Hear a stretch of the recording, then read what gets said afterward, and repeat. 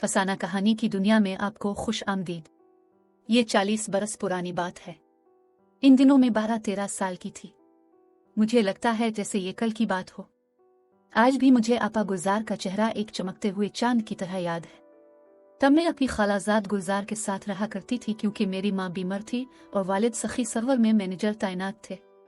ये शहर डेरा गाजी खान के करीब था जहाँ सरकारी अस्पताल में इलाज मुआवजा की खातिर मेरे वालिद अम्मा जान को भी साथ सखी सरवर ले गए थे और मुझे वो खाला के पास छोड़ गए।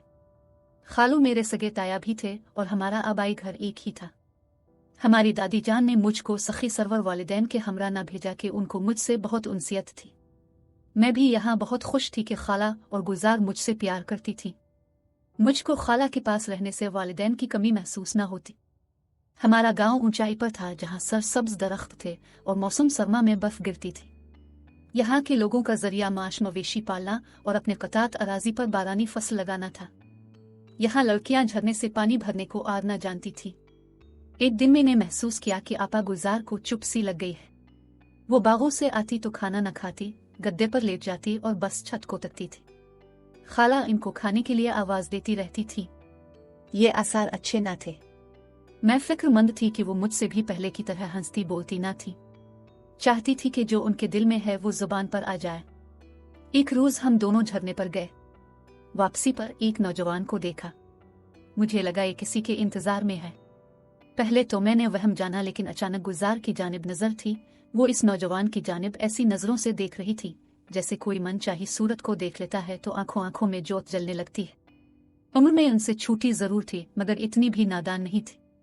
मैंने उनसे कहा, ये क्या मामला है? जरूर कोई बात है। उन्होंने ऐसे सर झुका लिया जैसे अपनी खता को तस्लीम कर रही हूं। जब दूसरे दिन भी ऐसा ही हुआ तो घर आते ही मैं उनके पीछे पड़ गई। तब उन्होंने इल्तिजा की कि मेरी बहन गोहर, तुम ये बात किसी को मत बताना। इस रोज से फिक्र ने मुझको जकड़ लिया। दिन रात एक ही बात सोचती थी, अगर बाबा और भाइयों को खबर हो गई तो क्या होगा। मैं ताया जी को बड़े बाबा कहती थी। वो बहुत सख्त मिजाज थे मगर उनसे भी ज्यादा सख्त गिर तो गुलजार के भाई थे।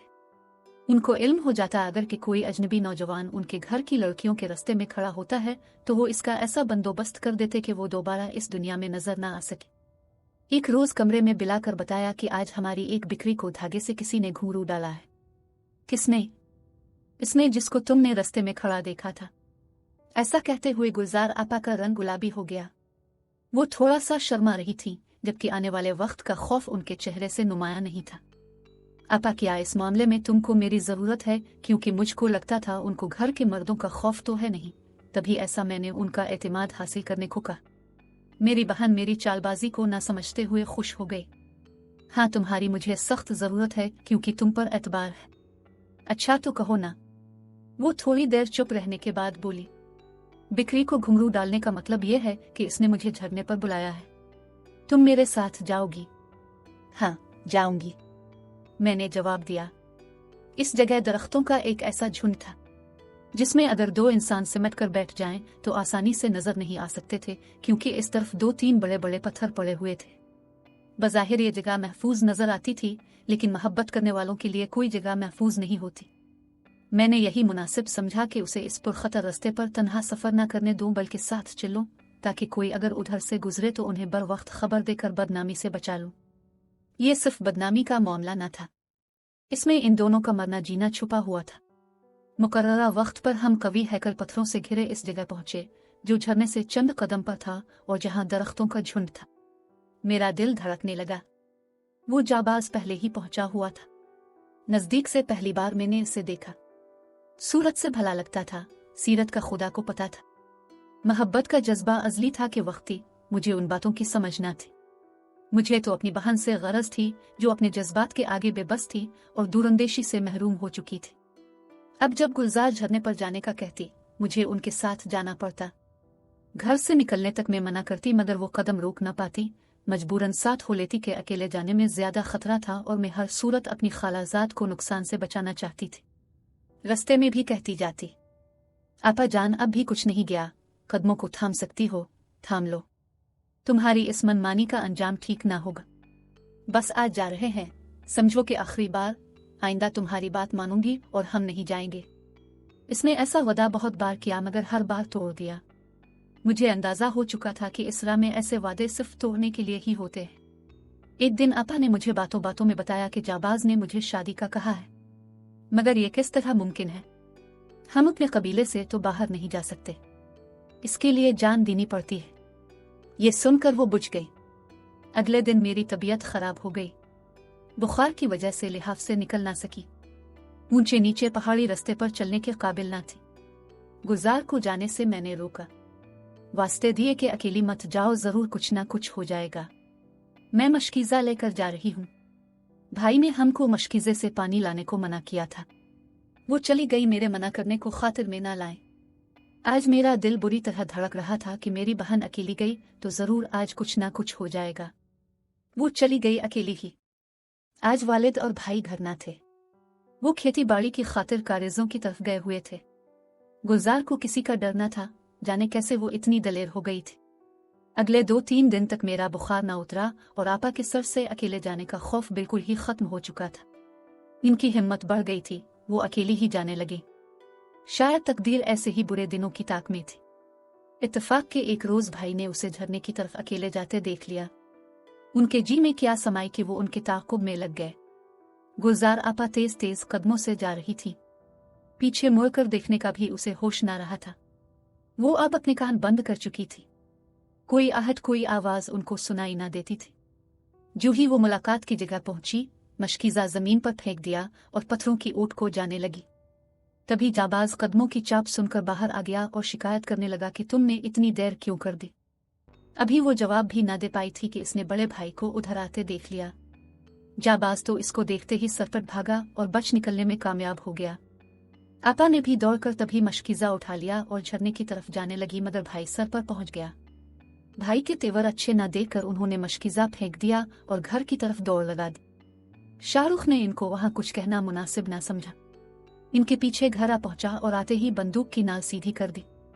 देखते ही देखते कई गोलियां आपा के सीने में उतर गई। खाला ने यह मंजर देखा तो बेटी की समत दौड़ी, मगर वो बेटी को ना बचा सकी। शाहरुख ने मां को मरती हुई बेटी के करीब पहुंचने नहीं दिया और उन्हें पकड़े रखा। दूसरा भाई जो घर पहुंच चुका था, उसने मां के मुंह पर हाथ रख दिया ताकि आवाज भी कोई ना सुन सके। मैं बंदूक की आवाज पर कमरे से बाहर निकली तो ये मंजर देखा कि मेरी सांस रुक सी गई और मेरी आंखों के सामने गुलजार आपा ने तड़पते हुए दम तोड़ दिया। इसी वक्त दूसरे भाई भी आ गए। सब ने मिलकर लाश को घर के पिछवाड़े, जहां लकड़ियां जखीरा थी और भेड़ बकरियां रखी जाती थी, गड़ा खोद कर दफन कर दिया और सारे इलाके में मशहूर कर दिया कि गुलजार नाले पर कपड़े धोने गई थी, पांव फिसल जाने से पानी में गिरकर डूब गई और उसकी लाश नहीं मिली। ऐसी लाशें जिनको पानी के तेज बहाव से निकालना मुमकिन ही नहीं होता, ये बहती हुई कहां से कहां चली जाती हैं। उन्हें ना कोई तलाश कर सकता है और ना पकड़ सकता है। इलाके के लोगों ने इस खबर को ऐसे सुना जैसे ये कोई मामूली बात हो। वो समझदार लोग जानते थे कि ऐसी खबरों की ना तो तशहीर करना चाहिए और ना अफसोस। इन बातों का जिक्र करना भी अच्छी रवायत के खिलाफ होता है, क्योंकि उसके पीछे किसी खानदान की इज्जत और नामूस के नायाब मोतियों की आब बरकरार रखना होती है। ऐसे ही हमारे कबीले के हर मर्द के ख्यालात थे। इस रोज के बाद जाबाज तो इस तरह गायब हुआ कि इसको फिर किसी ने ना देखा। गुलजार के भाइयों ने इसको हर मुमकिना ठिकाने पर तलाश किया, मगर सुराग ना मिला।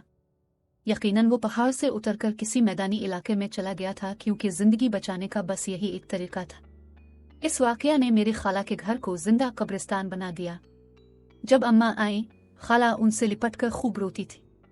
कहती थी कि तुम और तुम्हारा शौहर उधर होते तो शायद मेरी गुलजार को बचा लेते। अम्मा, मैं और बाबा जान, हम 3 नफूस ही ऐसे थे जिनसे इसकी जान बख्शी की उम्मीद की जा सकती थी, लेकिन गुलजार के भाइयों ने जो रद्द अमल जाहिर किया वो तो फौरी था, खास तौर पर शाहरुख और अफगन का रवैया। बाद में यकीनन वो भी अफसरदा हुए होंगे। किसी को उन्होंने इतना वक्त ही ना दिया कि कोई आगे बढ़कर ढाल बन जाता, गुलजार की जान बचा सकता।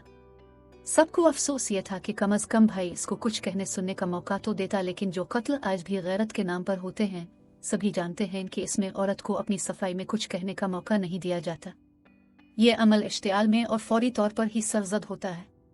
कमसन लड़की जो उन जज्बों की मालिक होती है, कमंदेशी इसकी अक्ल पर पर्दा डाल देती है, लेकिन मेरी बहन ने पाक दामनी को अजीज रखा था, वो फिर क्यों कर सजाए मौत की हकदार हुई। इस वाकया के बाद मेरे वालिद मुझे अपने साथ सखी सरवर ले आए थे और फिर हम यहीं के हो रहे। नाजरीन, हमारे YouTube चैनल को सब्सक्राइब ज़रूर करें। शुक्रिया।